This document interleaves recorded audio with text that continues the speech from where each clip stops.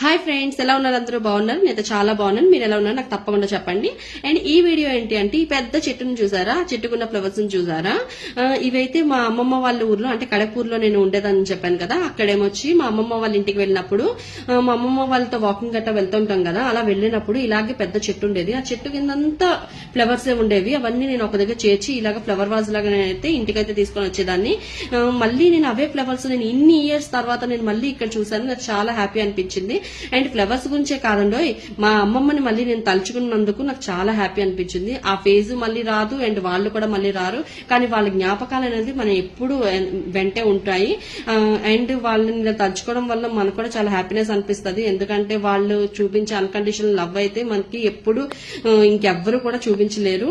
And మా అమ్మమ్మకి నాకు మా అమ్మమ్మని నేను చాలా మిస్ అవుతాను. మా అమ్మమ్మకి నేను చాలా ఇష్టం. నాకు కూడా మా అమ్మమ్మ అంటే చాలా ఇష్టము. సో మీ అందరితోటి నా ఈ జ్ఞాపకాన్ని మీ అందరితో షేర్ చేసుకున్నాను. మీకు కూడా ఇలాంటివి ఏవైనా జ్ఞాపకాలు ఉంటే నాతో షేర్ చేసుకున్నాను. అంటే టేక్ కేర్, బాయ్.